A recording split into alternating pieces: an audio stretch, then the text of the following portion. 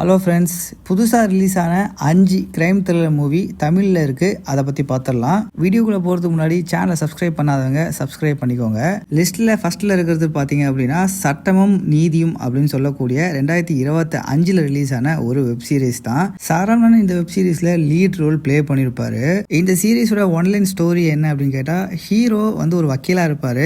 பல வருஷமாக கோர்ட்டுக்குள்ளே கூட போயிருக்க மாட்டார். கோர்ட்டுக்கு வெளியில் இந்த பெட்டிஷன்லாம் கேட்டு வராங்க இல்லையா, ஸோ அவங்களுக்கு எழுதி கொடுக்குறது தான் அந்த ஹீரோவோட வேலை. இதனாலவே அவரை சுற்றி இருக்கிறவங்க யாருமே அவரை மதிக்கவே மாட்டாங்க. இந்த மாதிரி நேரத்தில் கோர்ட்டுக்கு வெளியில் ஒரு வயசானவர் வந்து இறந்து போகிறாரு. அதாவது தீக்குளிச்சு தற்கொலை பண்ணிக்கிறாரு. அவர் தற்கொலை பண்ணிக்கிறதுக்கு முன்னாடியே போலீஸ் ஸ்டேஷனில் ஒரு கம்ப்ளைண்ட் கொடுக்கவும் போயிருக்காரு. அதாவது அவருடைய பொண்ணை காணும் அப்படின்னு சொல்லிட்டு கேஸ் கொடுக்க போயிருக்காரு. ஆனால் அந்த கேஸை யாருமே எடுத்துக்கல. கோர்ட்டில் வந்து பெட்டிஷன் எதை கொடுக்கலான்னு சொல்லிட்டு வருவார். அங்கே வந்தாலும் எந்த லாயருமே அவருக்கு சப்போர்ட்டே பண்ண மாட்டாங்க. அதனாலவே அவர் தற்கொலை பண்ணி இறந்து போறாரு. இந்த கேஸ் தான் நம்ம ஹீரோ கையில் எடுக்கிறாரு. பார்த்தீங்கன்னா அவருக்கு நீதி வாங்கி தரணும் அப்படின்னு சொல்லிட்டு ஒரு பொதுநல வழக்கை கோர்ட்டில் அவர் போடுறாரு. அதுக்கப்புறம் இந்த படத்தில் என்ன நடக்குது அப்படின்றத படத்தை பார்த்து தெரிஞ்சுக்கோங்க. படம் ஒன் டைம் வாட்சபிள் மூவியாக இருந்தாலும் கண்டிப்பாக போர் அடிக்காமல் உங்களுக்கு போகும். சில இடத்துல ட்விஸ்ட் அண்ட் டர்ன்ஸ் கண்டிப்பாக இருக்கும். ரெண்டாவதாக பார்க்கக்கூடிய படம் தமிழ் படமான மனிதர்கள் அப்படின்ற படம் தான் 2025 ரிலீஸ் பண்ணிருக்காங்க. இந்த படத்தோட ஒன்லைன் ஸ்டோரி என்ன அப்படின்னா, ஒரு 6 ஃப்ரெண்ட்ஸ் காட்டுக்குள்ள ட்ரிப் பண்றதுக்காக போறாங்க. அங்க சில வாக்குவாதம் நடக்குது. அதுல ஒருத்தவர் இறந்து போறாரு. இந்த விஷயத்த ரொம்ப டீப்பாலாம் காமிச்சிருக்க மாட்டாங்க. ரொம்ப சாதாரணமா தான் காமிச்சிருப்பாங்க. இறந்து போனார் இல்லையா, அவருடைய பாடியை எடுத்து கார் டிக்கில வச்சுட்டு மீதி இருக்கிற 5 பேரும் கார்ல கிளம்புறாங்க.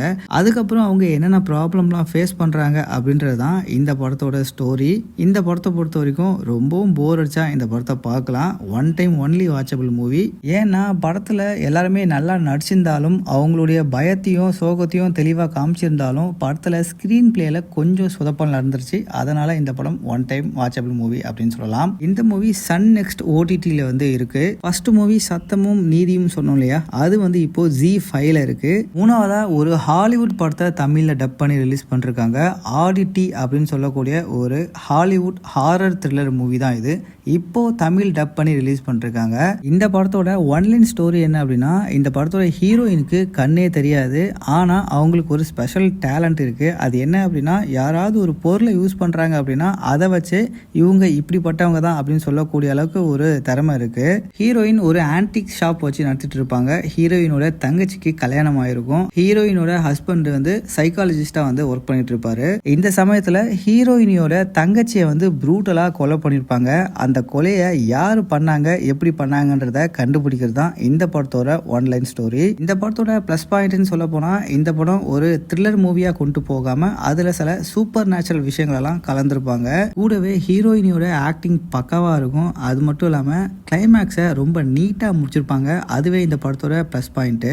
மைனஸ் பாயிண்ட்னு சொல்ல போனால், இந்த படத்தில் என்ன சம்பவம் நடக்க போகுதுன்றத நம்மளே முன்னாடியே வந்து கண்டுபிடிச்சிடலாம். அந்த அளவுக்கு இந்த படத்தை எடுத்துகிட்டு போயிருப்பாங்க.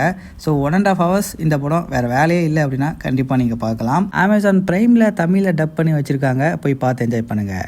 அடுத்து நம்ம பார்க்கக்கூடியது ஒரு வெப் சீரிஸ் அன்டாம்டு அப்படின்னு சொல்லக்கூடிய 2025 ரிலீஸ் ஆன ஒரு வெப் சீரிஸ் தான். இந்த படத்தோட ஒன்லைன் ஸ்டோரி என்ன அப்படின்னா, காடு மலை இதுக்கு நடுவில் ஒரு பார்க் இருக்கு. அந்த பார்க்கில் இருக்கிற ஒரு மலையிலேருந்து ஒரு பொண்ணு கீழே விழுந்து இறந்து போகிறாங்க.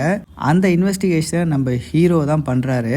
எப்படி இந்த பொண்ணு இறந்து போனாங்க அப்படின்றத கண்டுபிடிக்கிறது தான் இந்த வெப் சீரிஸோட ஸ்டோரி.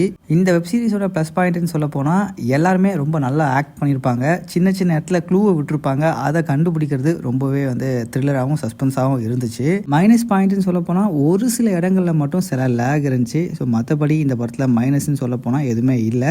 இந்த வெப் சீரிஸை நீங்கள் பார்த்து என்ஜாய் பண்ணலாம். நெட்ஃப்ளிக்ஸில் போய் பார்த்து என்ஜாய் பண்ணலாம். தமிழ்லேயே டப் பண்ணி ரிலீஸ் பண்ணிருக்காங்க. அஞ்சாவதாக பார்க்கக்கூடிய படம்னு பார்த்தா, மலையாள மூவியை தமிழில் டப் பண்ணி ரிலீஸ் பண்ணிருக்காங்க. அன்போட கண்மணி அப்படின்ற படம் தான் அந்த மலையாள மூவி. அர்ஜுன்றவர் தான் இந்த படத்தில் லீட் ரோலில் ப்ளே பண்ணியிருக்காரு.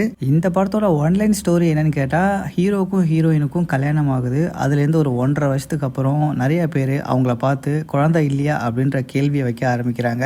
ஸோ இந்த ப்ரெஷரை எப்படி அவங்க தாங்குறாங்க, அவங்களுக்கு குழந்தை பிறந்துச்சா இல்லையா அப்படின்றது தான் இந்த படத்தோட ஒன்லைன் ஸ்டோரி.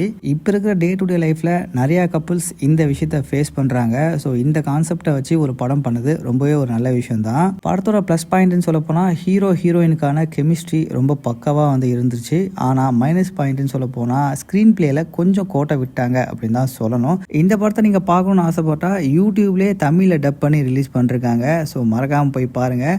ஸோ இப்போ சொன்ன 5 மூவியில் நீங்கள் எந்த மூவிக்காக வெயிட் பண்ணிருக்கீங்க அப்படின்றத கமெண்டில் போட்டுருங்க. சேனலை சப்ஸ்கிரைப் பண்ணாதவங்க சப்ஸ்கிரைப் பண்ணிக்கோங்க.